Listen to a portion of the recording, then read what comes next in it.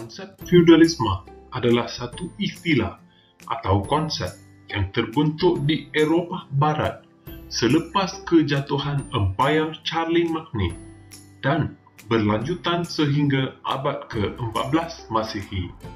Mark Bloch dalam bukunya Feudal Society mentakrifkan istilah feudal digunakan bagi menerangkan seluruh kelakuan dan adat yang diterima dan wujud pada ketika itu, serta organisasi kelas atasan yang meliputi perjanjian secara bertulis yang didominasi kekuasaan golongan atasan.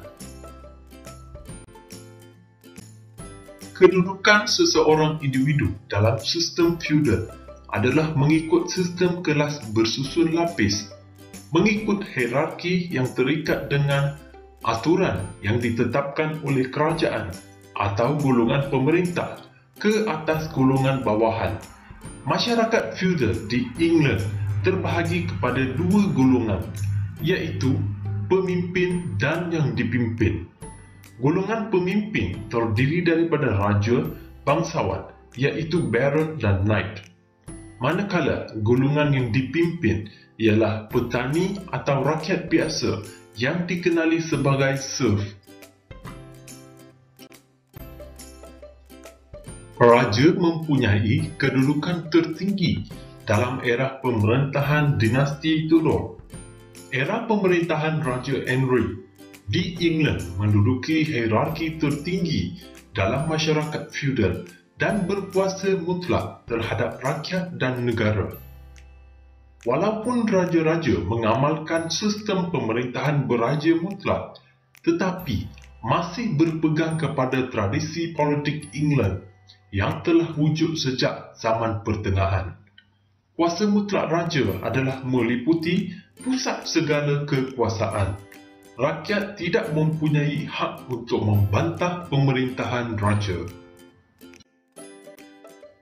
Raja-raja masih menghormati prinsip pembatasan kuasa. Pemerintahannya terdapat dalam Magna Carta. Maka, pemerintahan raja-raja tidak sepenuhnya membelakangi parlimen. Pembatasan kuasa pemerintahan ini memperlihatkan bahawa rakyat England pada abad ke-16 menerima idea bahawa raja dilantik atas kehendak Tuhan. Tetapi, rakyat England tidak dapat menerima kepercayaan bahawa Tuhan telah memberi raja-raja kuasa mutlak untuk menjalankan pemerintahan.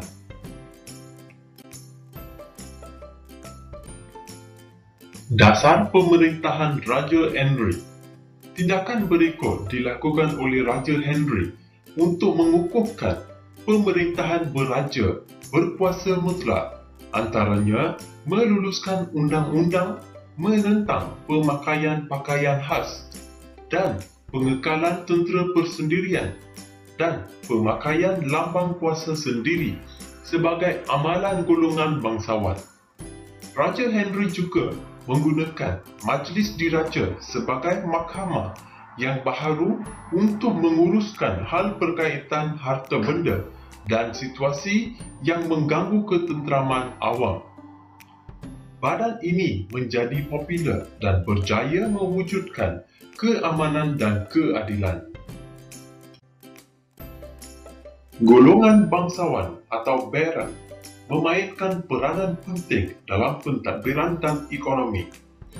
Raja akan mengurniakan gelaran kepada bangsawan seperti Count, Duke, Baron dan Vassal. Duke berada dalam hierarki tertinggi diikuti oleh Baron dan Vassal. Golongan bangsawan yang menerima tanah daripada raja akan memerintah di tanahnya.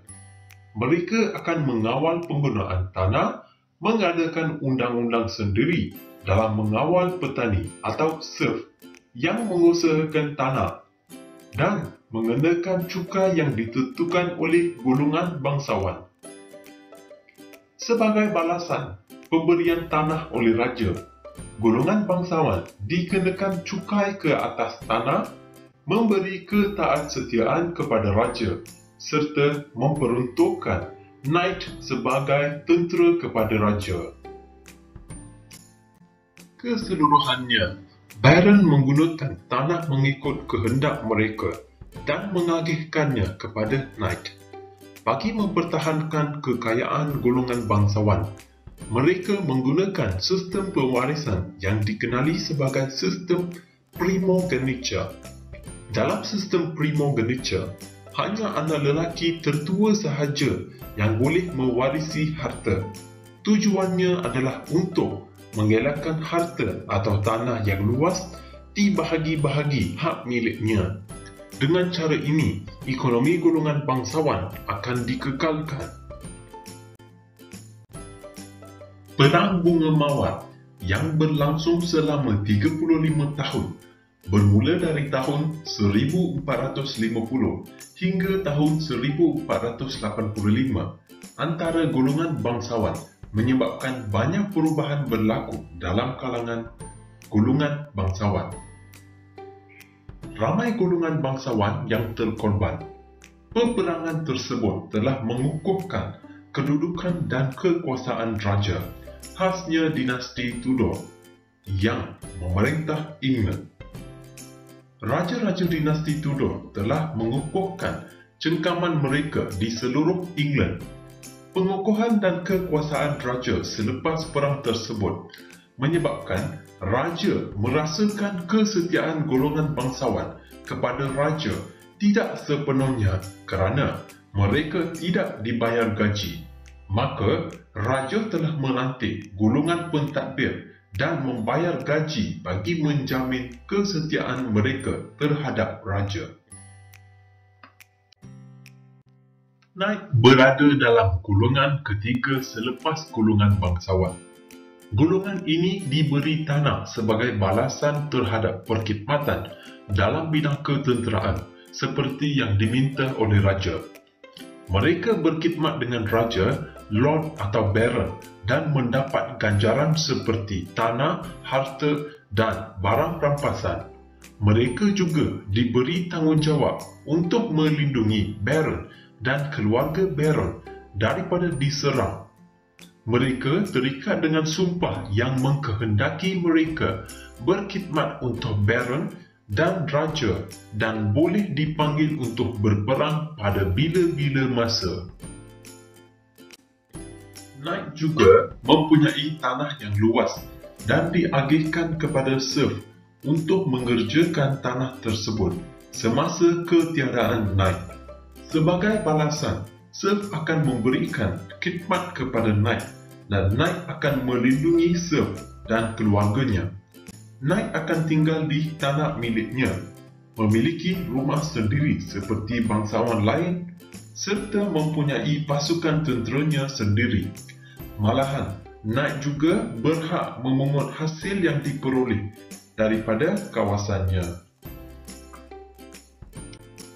Pada abad ke-16, berlaku perubahan kedudukan Knight dalam masyarakat feudal. Raja telah mengukuhkan kedudukannya dengan mengambil tentera upahan bagi menentang pemberontak atau musuh. Pengambilan tentera upahan ini dapat menjamin kestabilan politik dan membawa kemajuan ekonomi dalam masyarakat feudal. Oleh itu, Knight tidak lagi mendominasi komposisi pasukan tentera. Sebaliknya, golongan petani dan penduduk awam telah memainkan peranan utama dengan menyertai angkatan tentera dan banyak terlibat dalam peperangan. Mereka telah menjadi tentera tetap, terutama dalam pasukan infanteri. Golongan ini, yang dikenali sebagai petani atau serf, berada di bawah sekali dalam lapisan masyarakat feudal. Kehidupan mereka tidak bebas sepenuhnya dan tidak boleh berpindah dan berada di bawah pengawasan raja dan baron.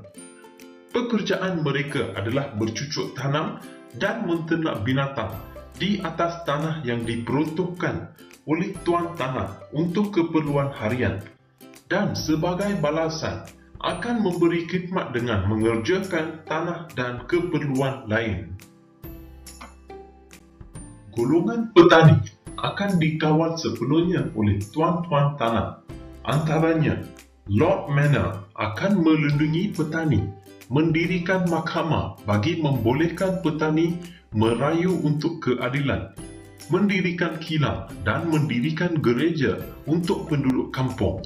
Namun, kehidupan golongan petani berubah selepas berlakunya perubahan ekonomi di England. Pada abad ke-16, banyak tanah dibuka untuk tujuan pertanian dan permintaan terhadap bahan makanan bertambah. Pertanian komersial turut dijalankan. Golongan serf kini bebas daripada tuan tanah selepas berlaku peningkatan dalam pertanian dagangan, kemunculan bandar dan perkembangan sektor perusahaan. Golongan paderi merupakan satu kelas masyarakat yang berasingan.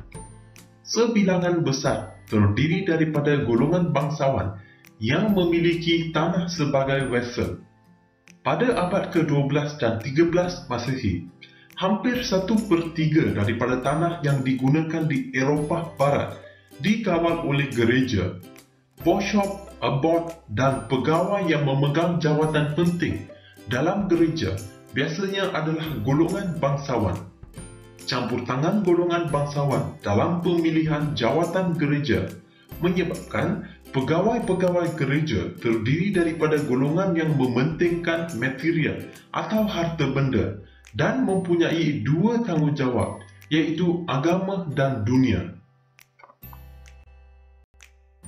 Sistem masyarakat feudal di England terbahagi kepada golongan pemerintah yang terdiri daripada raja dan bangsawan, manakala golongan diperintah pula terdiri daripada rakyat biasa. Kedudukan seseorang individu dalam sistem feudal adalah mengikut sistem kelas bersusun lapis, mengikut hierarki yang terikat dengan aturan yang ditetapkan oleh kerajaan atau golongan pemerintah ke atas golongan bawahan di England. Kedua-dua golongan ini hidup mengikut susun lapis masyarakat yang ditetapkan berdasarkan keturunan. Hubungan antaranya berasaskan kepada saling memerlukan antara golongan pemerintah dengan golongan bawahan.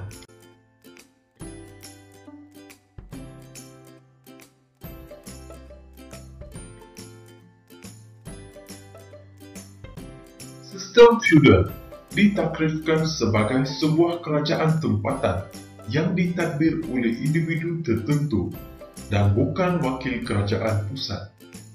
Dalam sistem feudal, kedudukan seseorang individu adalah mengikut sistem kelas bersusun lapis, mengikut hierarki. Persamaannya, feudal dilihat sebagai satu gabungan yang istimewa antara konsep pemusatan undang-undang diraja dan tradisi semula jadi sebuah organisasi dengan ikatan peribadi kesetiaan. Di Eropah, elemen ini datang dari Empayar Rom dan latar belakang orang Jerman di Eropah Utara. Di Jepun, berakar umbi sejak zaman Kamakura.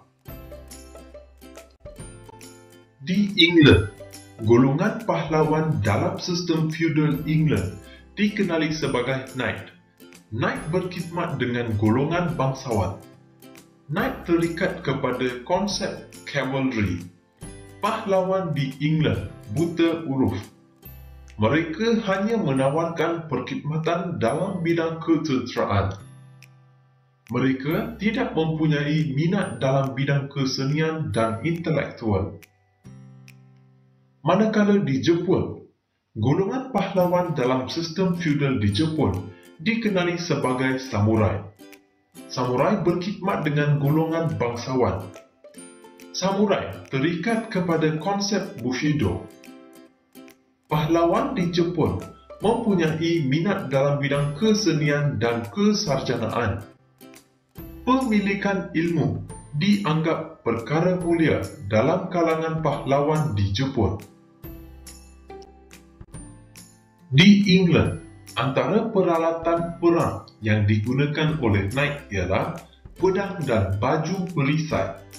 Baju perisai yang digunakan oleh knight diperbuat daripada besi. Knight menggunakan kuda dalam medan peperangan. Manakala di Jepun, peralatan yang digunakan oleh samurai sama seperti knight di England. Baju perisai yang digunakan oleh samurai diperbuat daripada logam atau sutera. Di England, penyatuan negara pada zaman feudal dilakukan oleh raja-raja negara bangsa. Raja-raja dari dinasti Tudor yang memerintah England memainkan peranan dalam pengukuhan negara bangsa di England. Manakala di Jepun, pada akhir abad ke-16, pemerintahan beraja di Jepun menjadi lemah. Panglima tentera memainkan peranan dalam memulihkan keamanan dan menyatukan Jepun. Dalam sistem feudal di England, wujud perkongsian kuasa dalam pemerintahan. Raja berkongsi kuasa dengan badan perwakilan. Dalam sistem feudal di Jepun, tidak wujud perkongsian kuasa dengan badan perwakilan. Kekuasaan dan kesetiaan menjadi sesuatu yang mutlak. Feudalisme di England dipengaruhi oleh agama Kristian. Institusi gereja amat berpengaruh dalam kehidupan masyarakat feudal. Institusi gereja mengongkong segala aspek kehidupan masyarakat. Feudalisme di Jepun dipengaruhi oleh agama Buddha. Keadaan politik yang tidak stabil pada zaman Kamakura menyebabkan rakyat mendapatkan perlindungan daripada institusi agama. Golongan pahlawan melakukan meditasi bagi mendapat ketenangan. Di England, sistem feudalisme berteraskan Undang-Undang Rom. Sistem feudalisme menekankan hak undang-undang dan kewajipan peribadi antara lord dan vassal. Manakala di Jepun, sistem feudalisme berteraskan etika Cina. Kewajipan peribadi feudal di Jepun menekankan aspek moral berbanding undang-undang. Di England, golongan knight menerima anugerah tanah bagi perkhidmatan mereka. Mereka mengawal petani yang bekerja di tanah mereka. Manakala di Jepun, golongan samurai tidak memiliki tanah. Mereka menerima gaji dalam bentuk beras daripada daimyo.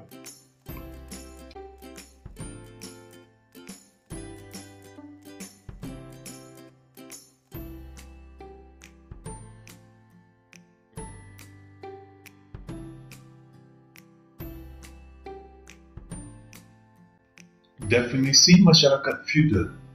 Masyarakat yang tinggal dalam sesuatu komuniti dan terikat dengan aturan yang ditetapkan oleh kerajaan atau pemerintah ke atas golongan diperintah atau bawahan.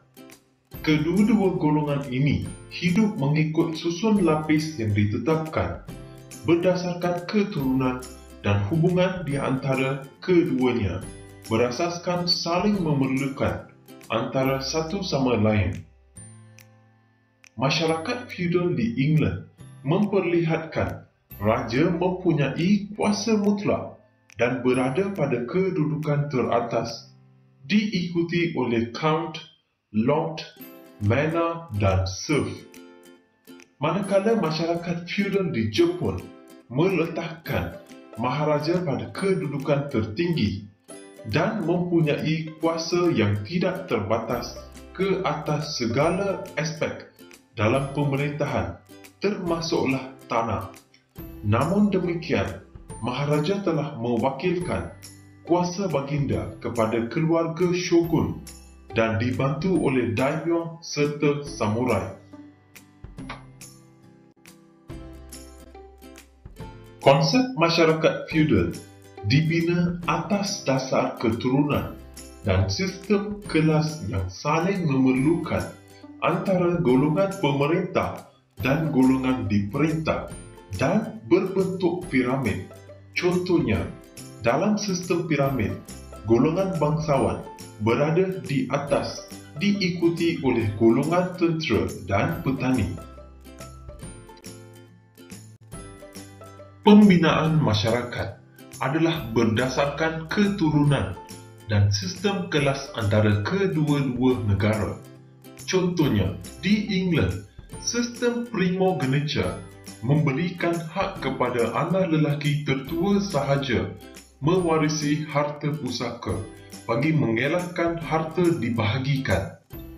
Manakala di Jepun pula, golongan bangsawan yang mempunyai peranan penting dalam pentadbiran Jepun, iaitu mereka bermula dari status ketua yang popular dalam kalangan bangsawan.